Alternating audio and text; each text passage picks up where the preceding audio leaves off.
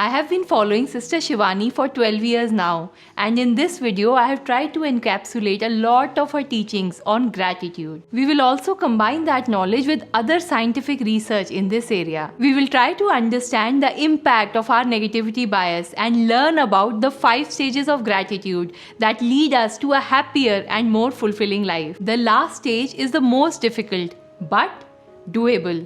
So, stay tuned till the very end. Negativity bias and the antidote.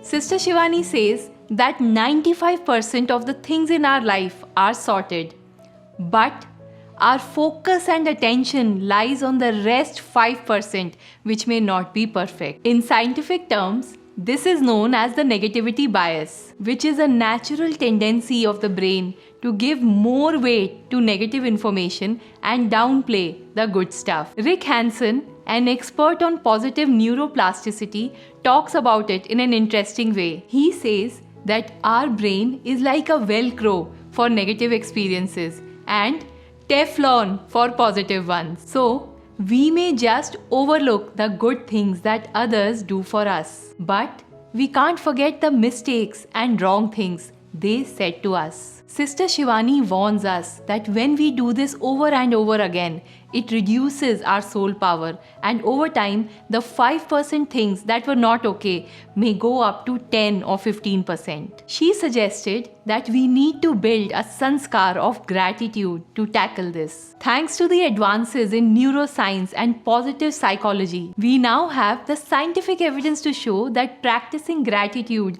can be the antidote to this negative spiral we might get stuck into. I really like this definition of gratitude that I read somewhere. They say it's the conscious appreciation of any aspect of our life experience. Ram Dass, former Harvard psychologist and a well-known spiritual teacher, puts it in an interesting way. He said that if you have a photograph of the sky that is zoomed in on a small grey cloud, then that's all that you can see. Everything looks dark and colorless. But if you zoom out and see the sky from a larger perspective, you begin to see that the cloud is surrounded by the blue sky. That's the kind of shift in perspective you can get by practicing gratitude. So, without further ado, let's get started with the 5 stages of gratitude to build this sanskar.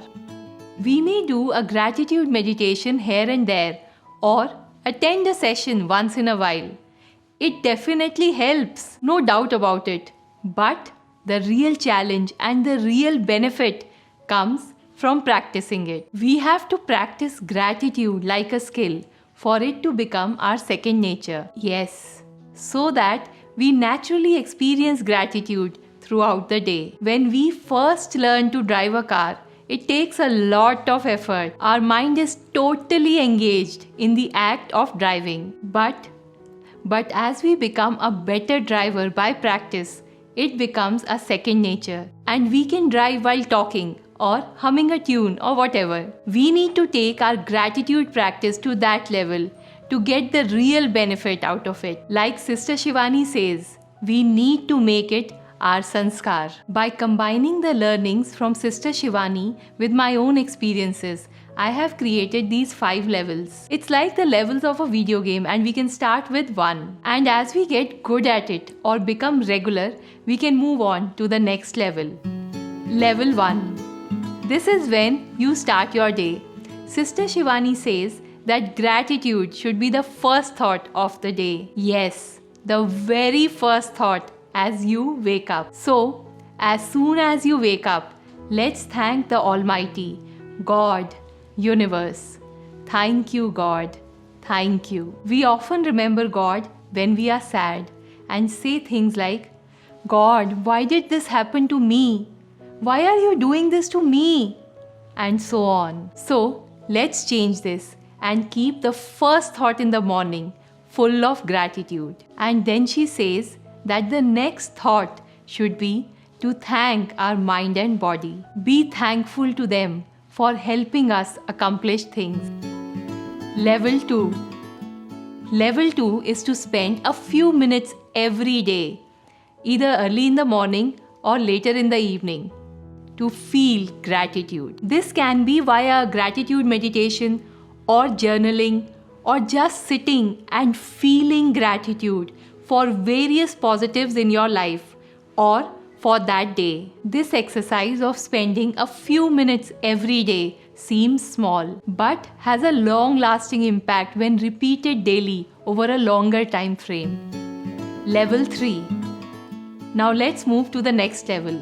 This is the level when we start to bring the practice into our day-to-day routine. Feeling gratitude for other people is the most challenging. You may be okay with gratitude for the nature, Almighty, the city, and so on. But being able to have gratitude for other people is a different level altogether. First, let's focus on the people around us whose existence we don't even notice. We are almost ignorant of their presence. It can be the janitor of your housing complex, or the person at the reception desk of your office, or the waitress who brings you coffee. Start noticing their presence as you pass them and thank them.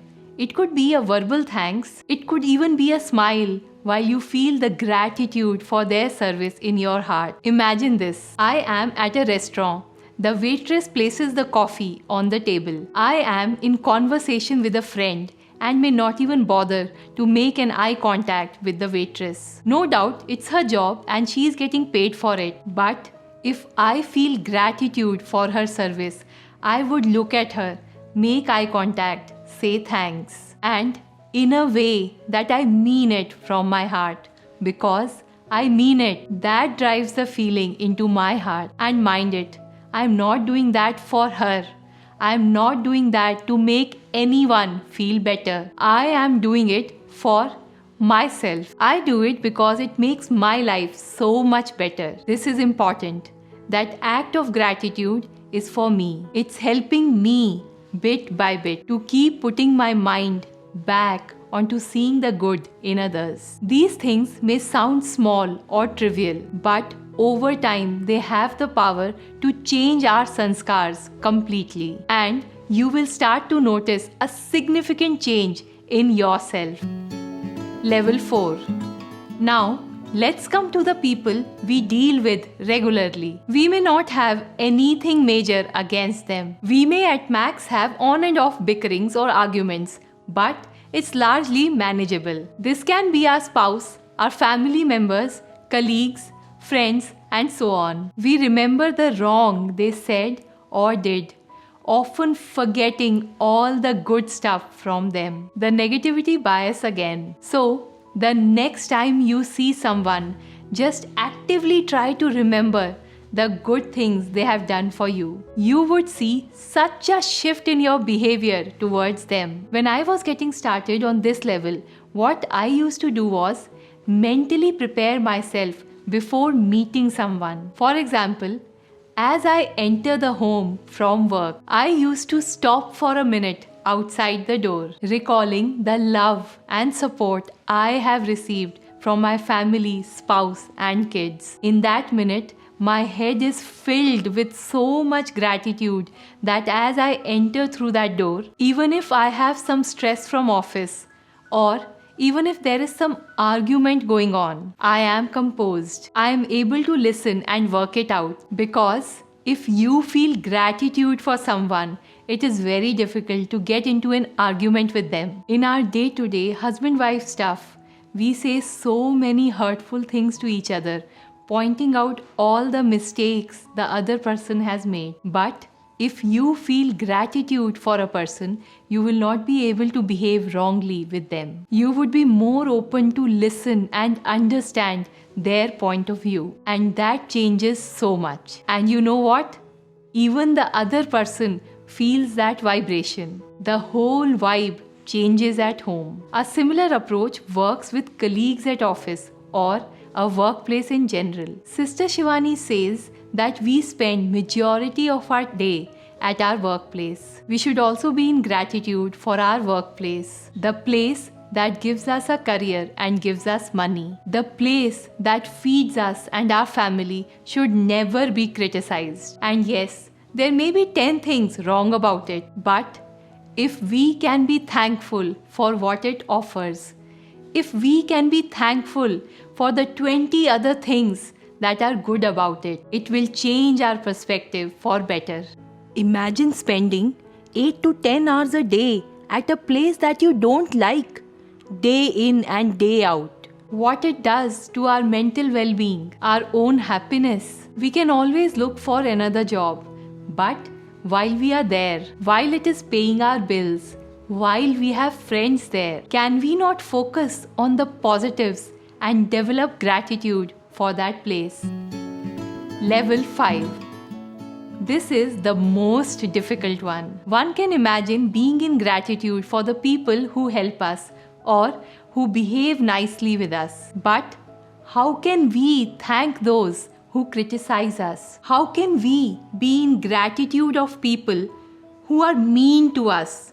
How can we? Sister Shivani says that we should be even more thankful to such people. They are the ones who lower our ego and thus improve our soul power. These are the people who improve our ability to forgive. She said that spirituality teaches us to be stable, be it in praise or criticism. If we are never criticized, we would be so full of ego and our soul power will be very low. And the slightest of the blow will destroy us mentally. It can be in any form. Some may criticize us on our face. Some may do it behind our backs. When we face criticism or a wrongdoing, it gives us a chance to develop forgiveness. It gives us a chance to improve our soul power.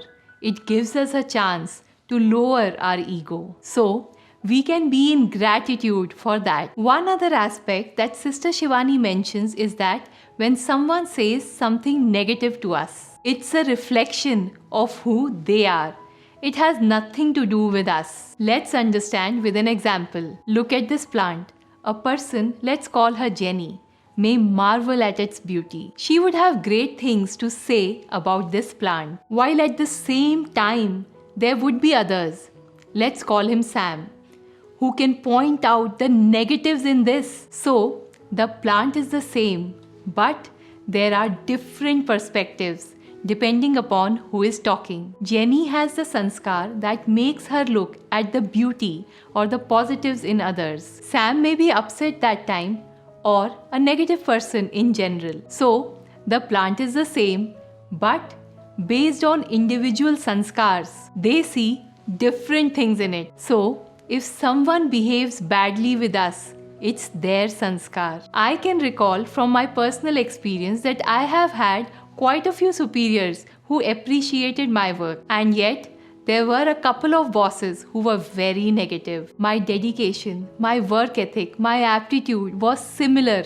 all throughout. But in that instance, I could only see the dark clouds. I was deep in misery as I started doubting myself. Note that it doesn't mean that we do not take feedback. We should note the points that they said about how we can do something better or how can we avoid a mistake.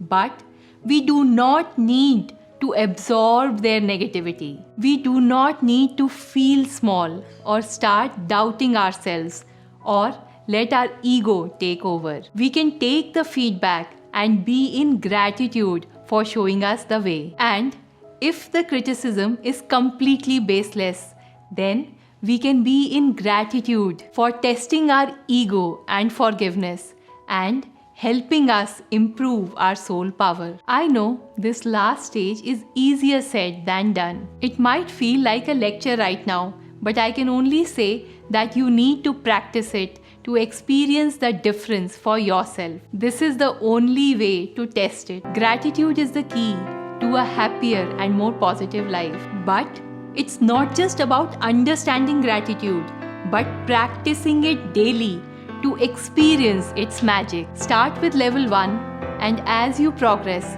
you will experience your life becoming brighter and more fulfilling. And it's not about overnight change, but the gradual transformation that happens when you nurture this practice. With each instance, we are strengthening our gratitude sanskar, and over time, it becomes our second nature. We start to find positivity in every corner of our life, and the world starts to shine a little brighter.